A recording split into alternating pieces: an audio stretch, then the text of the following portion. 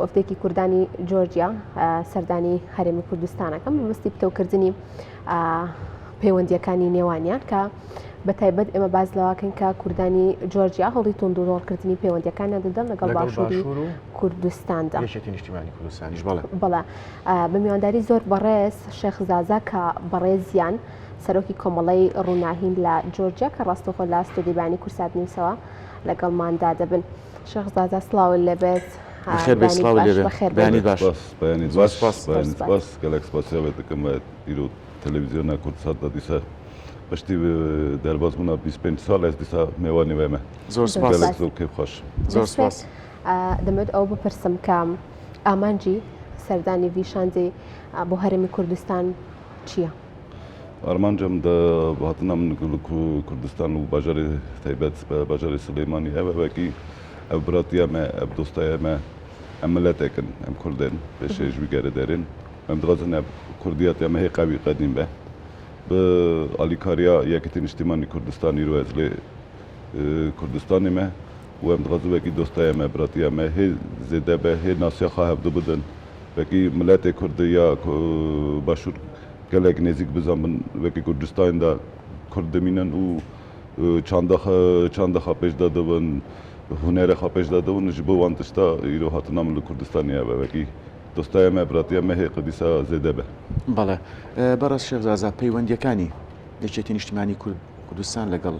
کوردانی جۆرجیا چۆنە لە ئێستاە؟ ئێستا دۆستایەتی me û zor zor nêzik e û zor zor baş e. Îro dîsa dêjî vekî ez mêwanî Yekîtî Niştîmanî Kurdistanê û hewayî dî her tişt nîşa dike vekî biratiya me û hevaltiya me gelek nêzik e û alîkarî ji alî Yekîtî Niştîmanî Kurdistan jî heyî berî 3 sal da li ev tişt nebû bêjim bi salî nodî hîngê navanda çanda Kurdiya bû li Kurdistanê yanê dostaya me hê zêde bû bu Yekîtî Niştîmanî gelek alîkarî me dikir rojname Kurdî li Kurdistanê derdiket bisaya alîkariya rehmetî Mem Celal û Kek Kosratî ewan alîkarî dikir li Kurdistanê de rojname derdiket li paş nizamçî qewmî ewa 20 sal yanê heqasî kontaktî me tinebû li vir du sala îdî em edî ev kiriye vekî dîsa hevaltiya me li gel Yekîtî Niştîmanî Kurdistan hê xwart dibe û zêde dibe. بەڕێز شێخ زازا دەمەوێت ئەوە بزانم کە زەمینەی هاوبەش لە نێوان هەردوو لادا لە ئێستادا چییە؟ چۆنە؟ زەمینەی هاوبەش ناوبەرە ئالێن هەردوو لادا ئەمە چۆنە؟ زۆر باشە نەکا هەڵی me bêjim naka sala bîşçera de em dest pê dikin hê nêzik bixebtir li gel Yekîtî Niştîmanî Kurdistanê alîkariya wan dîsa em hîvîne û alîkariya me vekê bikin em dixwazin gelek êvarîn li Kurdistanê derbas bin ku derê ji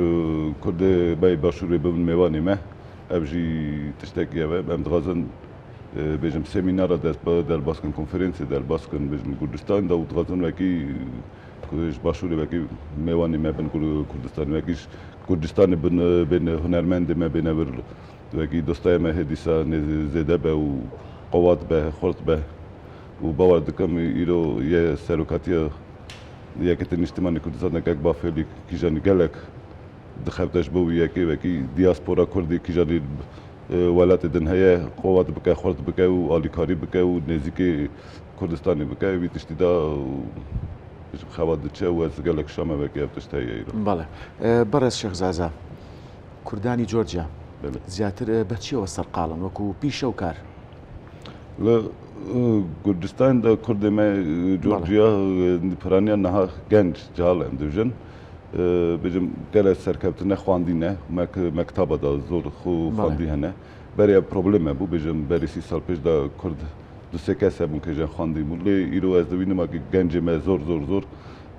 xwandine me zankoyê da xilas dikin cê baş dixebtin bêjim cê polîsê gelek Kurdê me dixebtin yanê tiştê ticareta bîznesêrin dikin yanê van tişta da Kurdê me Kurdistanê gelek serkevtin êdî pêş da diçin û piraniya wan ji cem me çawa ye weke 20,000 Kurd dimîne li Kurdistanê teqrîbe ji wan êzîdî ne Mesîhî ne Kurdê me Müslîman û yekdiya me tivaqa me yek e were li Kurdistan de vî tiştî de em bêjim yekin. بەڵێ بەڕێز شەخزازە پەیوەندیان لە ناو خۆیاندا چۆنە کار و چالاکیەکانی یەکدیر ئەزانن تێکەڵاویان چۆنە لە ناو خۆیاندا ئەو باشە بێژم تواقەمە هەیە یەکتیامە هەیە سەریەبە لە کۆمەلە ڕۆناییدا پرینسیپەمە ئەوە وەکی چقاسم بکار بن نەک وەک ئۆل ئەم بکن یەک وەک ملەتی کورد کشکەم یەکن هونەرمەندمە بێژن هەنە و نەکەشمە هەنە سترانبێژمە هەنە یعنی گشکە کۆمەلە ڕۆناییدا هەرێکی ژانی ئینتلیگەنسیا کوردی هەیە لە کوردستانی گشک ورا تۆ دبن ئەم ئێوارینە دەرباز دکن بێژم بەرێ دو ساڵ لە کوردستاندا نەڤرۆزە کوردی نەداوەتە دەربازکردن ئەوە دو ساڵ ئەم نەڤرۆز دەرباز دکن ملەت تۆ دبێ ملەت یەک شاد دبێ وان تشتا ئەم ئێوارینە چەخی دەرباز دکن و gelek serkeptiye bitişti de belki tıvaqama heye seriye vayı. بەڵێ بەڕێز شێخزازا جگە لە پەیوەندیەکانی کوردانی جۆرجیا لەگەڵ باشووری کوردستان کوردانی جۆرجیا پەیوەندیان لەگەڵ ڕۆژئاوا چۆنە لەگەڵ ڕۆژهەڵات چۆنە لەگەڵ باکووری کوردستان چۆنە بە شێوەیەکی گشتی باشە زۆر باشە bitişti da yani پەیوەندیمە لەگەڵ هەمی هەر پەرچای چار کوردستانی هەیە ئاڵوگۆڵی کللتوری و بەڵی کورتل لە باکوورێدا gelekم نێزیک هەنە بێژن لە ئیستانبولê Diyarbekirê Kurdê me bêje rewşemîr hene em li gel dostayê me li gel wan heyî me par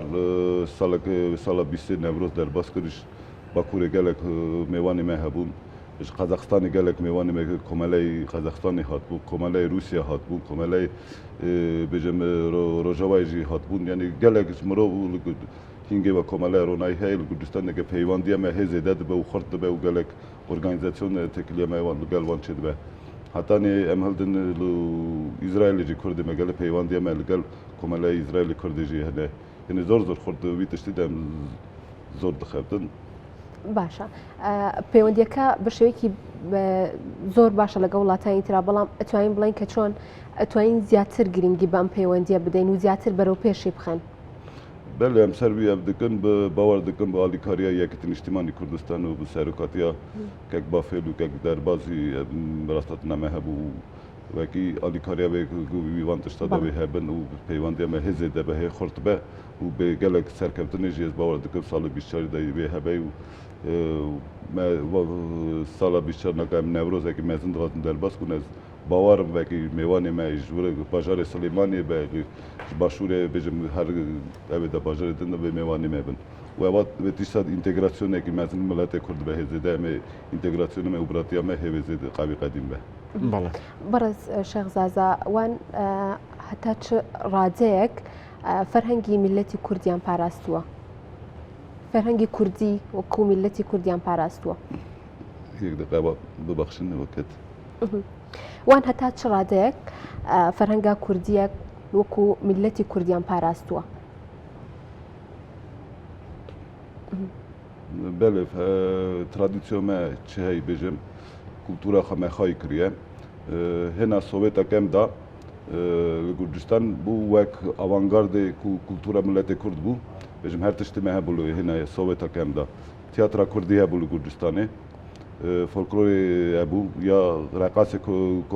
hebû koma reqasê hebûn radyo Kurdî heye li Kurdistanê hingê jî hebû naka jî heye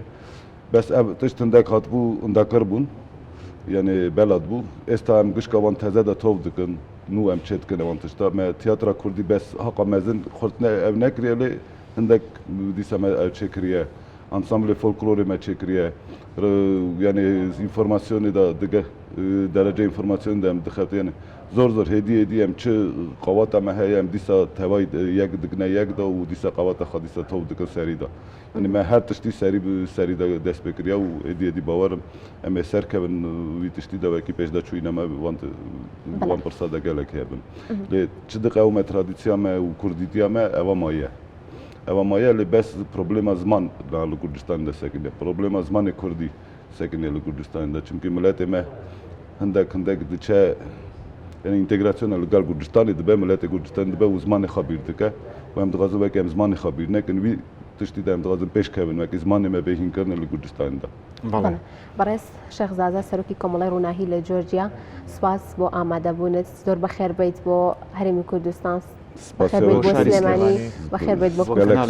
gelek spas spasiya xwe dixwazim